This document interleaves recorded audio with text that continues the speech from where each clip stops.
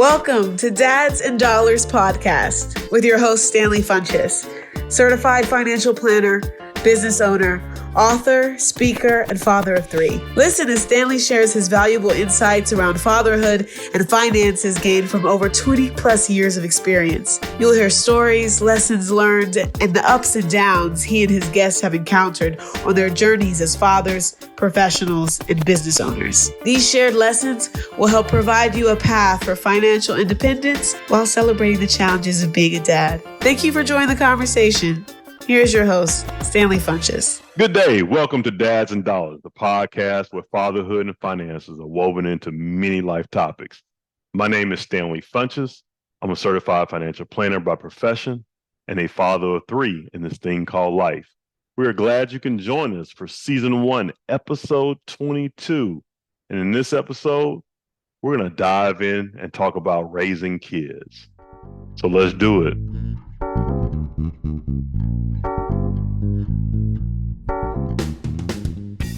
Yeah, so today I want to talk about our kids and how we raise them, especially in this day and age. I mean, there's information everywhere.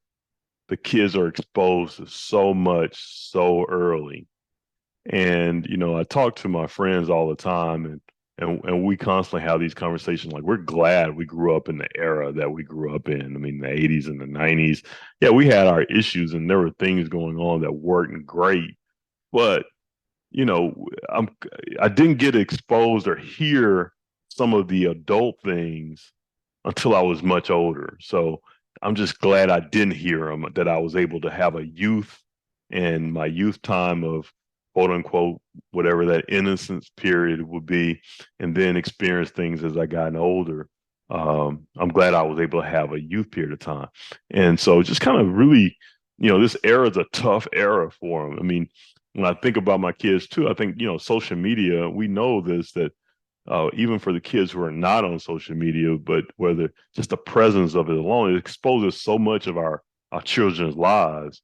My youngest tells me all the time, well, I mean, I guess not all the time. They don't have a lot of fights, but they do have fights at school and how people record these fights. So when people are fighting, they're recording them.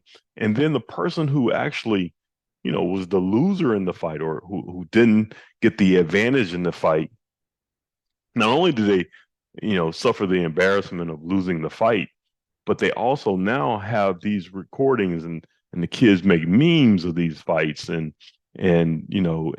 they're teased. So it's like the kids go through, their life is so exposed and it's out there permanently. It's like for me, I didn't get into many fights, but the few fights I got into, I won them all. I really did. I won them all. And you can't prove I didn't. See, these kids won't get that luxury. I can just tell you that I won them all, right?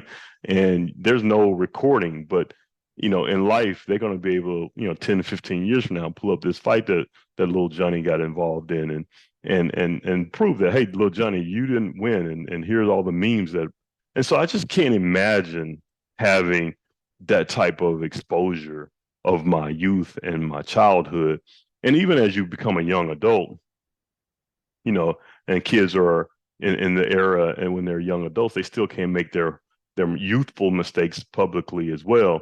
And I know a lot of you out there who, heard about this Freaknik documentary about the spring break for Black people in Atlanta in the early 90s. That they're going to bring a documentary out and expose a lot of what people did in their youthful days. And so that was kind of unheard of to think that, hey, you're going to get that captured and played 30, 40 years from now. But the kids today are going to have their all their items are documented and it's played on a loop in social media and it's out there forever. And so, just the way social media exposes their lives, I think is just a tough thing for our kids to have to deal with. And I wouldn't want to have that. So how do we raise them in this world today? So I read this article in Inc. magazine, and it was written by Bill Murphy Jr. The title of it is Want to Raise Successful Kids. These 13 Simple Habits That Pay Off Big Time.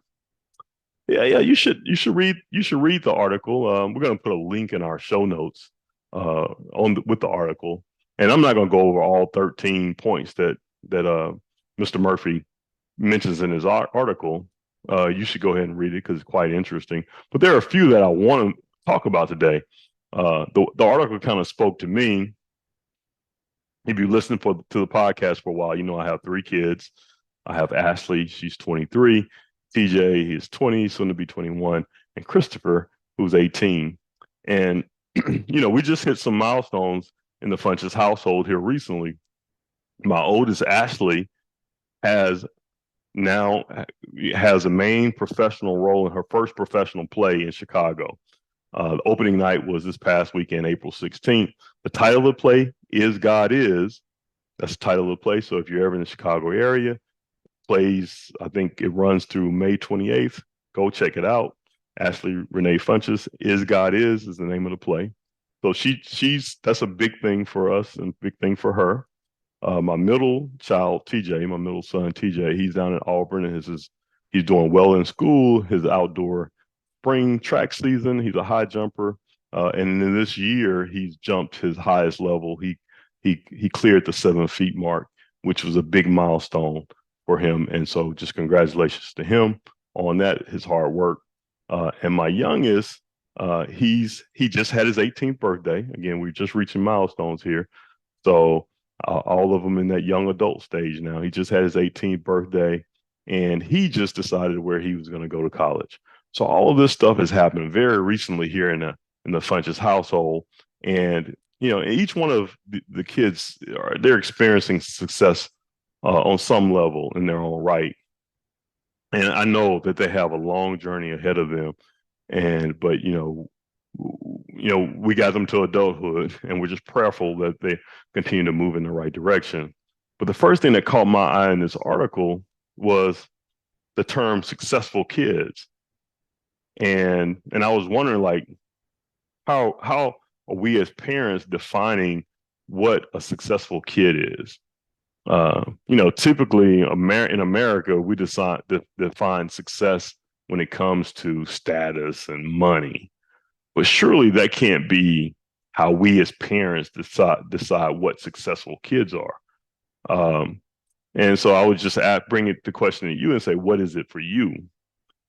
At whatever stage your kids are in, whether they're grown, young adult, teenagers, toddlers, infant, what would it be for you to look back and say, hey, that my kids were successful? What does that mean to you?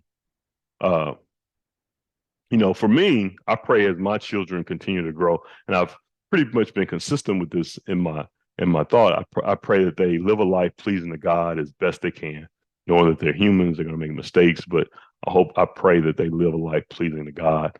I pray that they're law-abiding, productive citizens. I pray that they're kind, loving people, and I pray that they follow their passions with as much joy and vigor as they can. Those have been consistent prayers for me, and to me, as they move toward those hopes, then that would mean that to me that they're being successful. And I don't know if the world would consider mine to be successful up to this point. However, I know I'm extremely proud of each one of them, and I pray they continue to grow in the right direction. Now, I'm not sure what the author meant about successful, but I do feel like that each of us as parents need to think about what that means to us. So as you're, parenting your child, figure out how are you trying to mold and shape your child? Because it is our responsibility as best we can to try to mold and shape our child. So in reading a few of the 13 points that caught my eye, and as the pastor say, I won't keep you long, but I just kind of want to go over a few of these points that really just that I kind of clung to. So one of the first points that he had, or first point I'll bring out is, he says, rush to their side, but that was one of the key points, rush to their side. All right, so in that key point, he was saying there are 2 options. You can rush their side when something goes wrong and your child has some type of adversity, or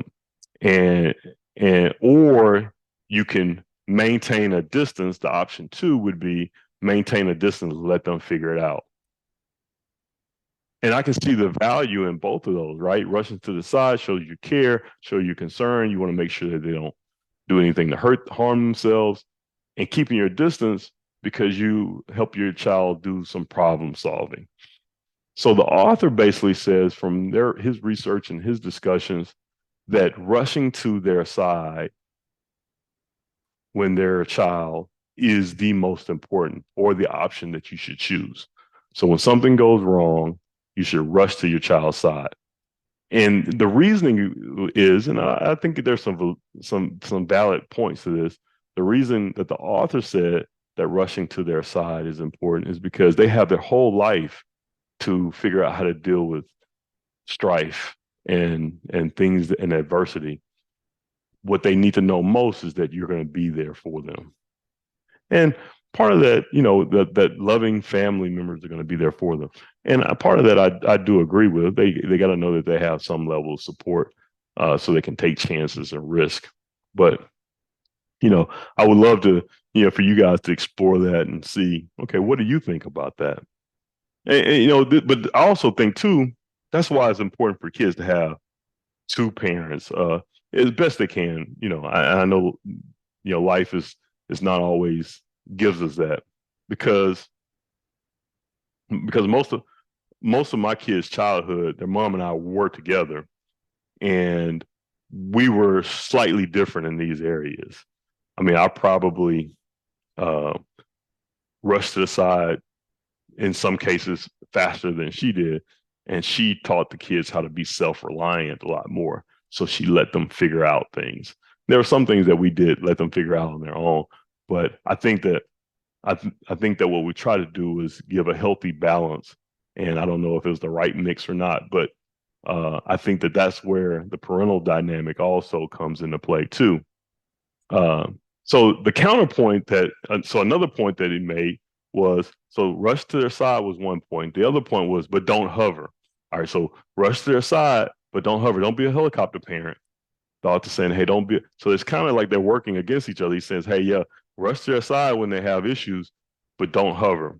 And I understand the helicopter parent thing. Again, I wanted my kids to have a certain level of independence, especially when it came to their work, their schoolwork. Right or wrong, we didn't do their schoolwork for them, or necessarily even do it with them. They figured that out on their own. They figured out how to do the work and how to get the grades on their own. And I think everybody has a different parenting style there. So I don't think that we would be considered helicopter parents. But I do think the challenge is when you have multiple children. I think children, they're all so different. I think my daughter wanted and needed me to be involved way more than my oldest son did. My oldest son has strong beliefs. He has confidence. He probably didn't need me to interfere as much as sometimes as I did. So I think that, but don't hover. I think that that's relative based on the child too, because some children may not consider it hovering if you're there and they need and want your involvement in their life. So that was one of the other points. And the third point that I wanted to bring out was, and I thought it was really a good point, something I've never thought of, was praise them for their effort, not their gifts. And I really do like this one. Never thought about it that way. But each one of our children has some form of gifts. Your children, my children have gifts or talents. But how they choose to put those gifts and talents to work or use those gifts, what their choices are is what's the praiseworthy part. So when they choose to work hard at something that they enjoy, or work hard and on their grades, or they choose to do it, then that is where the author is saying, hey, we should praise them more to help them make good choices and reinforce good choices. I really do like that one. So, and there may be a certain level of talent there. I think my oldest son, Coach, used to say, hard work beats talent when talent doesn't work hard. So there are things that our kids are going to do just because they're talented. Their accomplishments they're going to have in life because they're talented. And surely we can praise that talent, but at the end of the day, the choice they make to enhance that talent or to be valuable to others or to do it in the right way, uh, that is what's the praiseworthy part. So I definitely stuck that one in my back pocket and hope you would find something out of that one too. All right, the fourth thing is make them do chores. Okay, so this is where I was absolutely horrible at this one. I get an F on this one, but again, this is why they have two parents, because their mom was their saving grace on this one. She had them do chores. That was something that she could do very well. I was horrible at it. Still am horrible at it. And I know friends and clients who have kids and they talk to me about the time, how they have the structure and the chores for their kids, and their kids seem to be doing really well. So I don't know how much of a thing this is, but I'm sure it helps. It makes sense that it helps. Kind of teaches work ethic and responsibilities and all of that stuff. So I was very poor at it. Hopefully, you guys will be a lot better at this than I am, or are a lot better. Number five, the fifth one that I picked out was passions. So meaning, try to encourage your children to follow their passions. And that one was really hard for me. But I had to do it. And I think God set it up that way because I'm a very analytical, driven person, pragmatic, very simple in how I do things. All my kids have some artsy element to them. Even my middle son, who has, he's in culinary school, so he wants to be a chef. So that's, so my daughter's an actress. My middle son is in culinary school, as he's an athlete as well. And my youngest is an artist. He draws. He loves music. So they have an artsy part to them, and that's their passion. I mean, they are very passionate about these things, and they work hard at all of those things. I'm a business finance guy, numbers and like definitive. Hey, work hard, do this, and that was really hard to relinquish that and realize that God has a purpose for me to give them a platform to follow their passion and do the best that they can. And so I think identifying, one of the journeys as our kids grow older, is to help them identify what they're passionate about, what they're talented in, and how they can be of value to others and encourage them in that way. And so that's one of the points that the author brought out that I thought it was a good one. He had a couple of caveats in there, and I think you can read the article and see. But my caveat is that there's still the basics needs to be done. Like even though my kids are artsy and they move at their own, the beat of their own drummer, but they still have to take care of some basic things. There are basic things that need to be done that I have to keep them focused on. And so my caveat with that passion is, as they follow their passions, make sure they're taking care of the basics. All right. Another point, this is a funny point that I brought out. I mean, it was in the article, but sleep habits, right? And this one is mostly for my dad and my kids. And my dad, growing up, he constantly told us, hey, get your rest, get your rest, get your beauty rest. It was your proper rest. Your proper sleep is your beauty rest. Now, this study that the author was talking about had nothing about, it didn't mention anything regarding looks, but that was a key point that my dad used to always harp on us when we were younger. Get your rest, go to sleep, get your bedtime so you can get your beauty rest.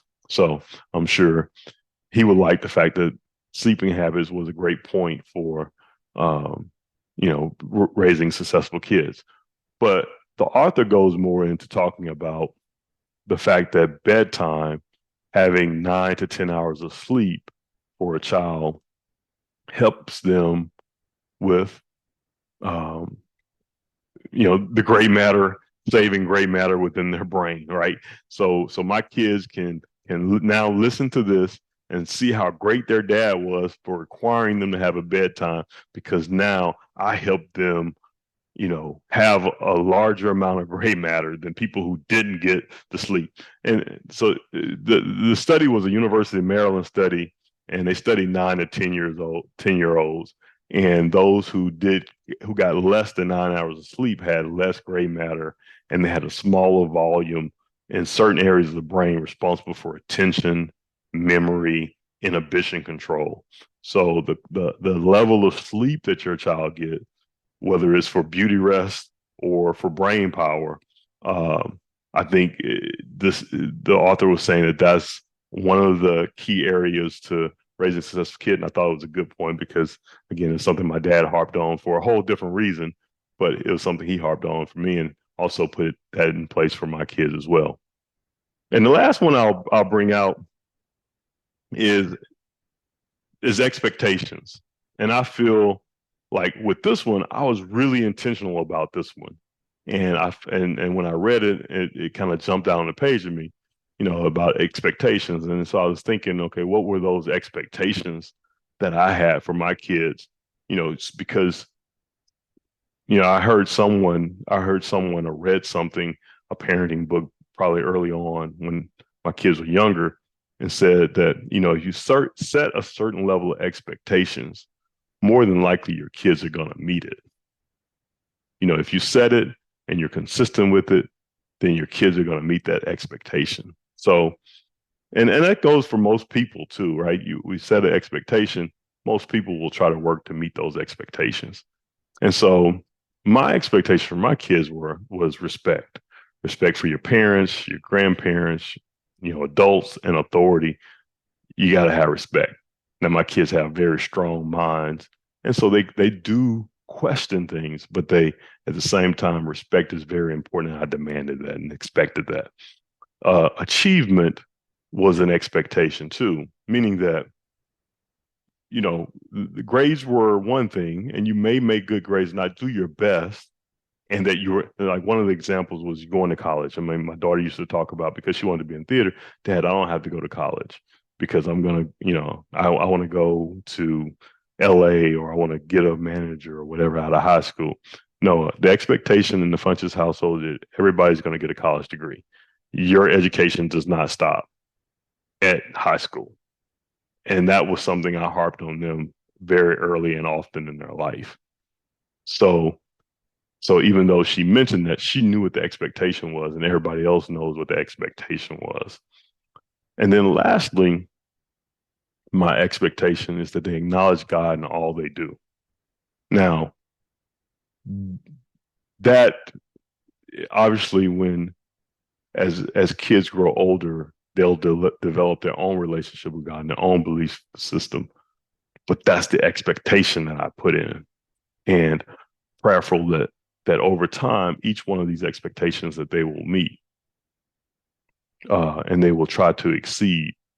So I would say for everybody, I mean, to me, that was, of all those 13, the expectation one spoke to me the most.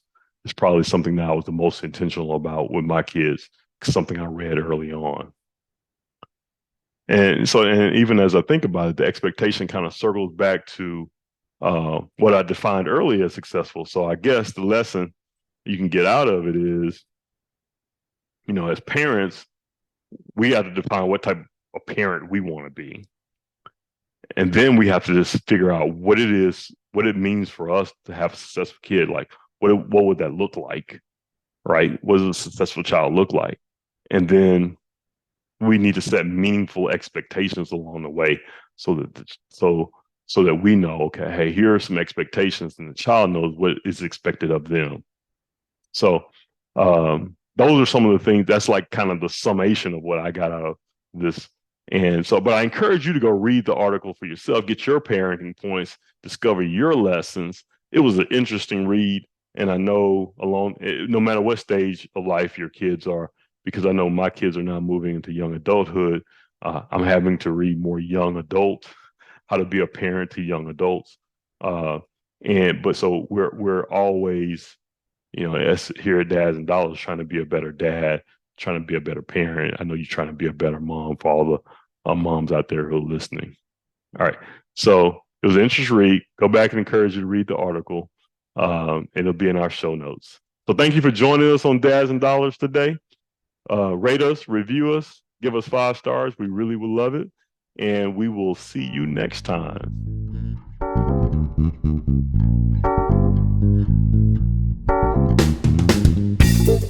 Thank you for joining us for this episode of Dads and Dollars. If you found the information shared today valuable, please share with your friends and family via your social media. If you have a request for a future financial topic for Dads and Dollars, please email us at ask@dadsanddollars.com.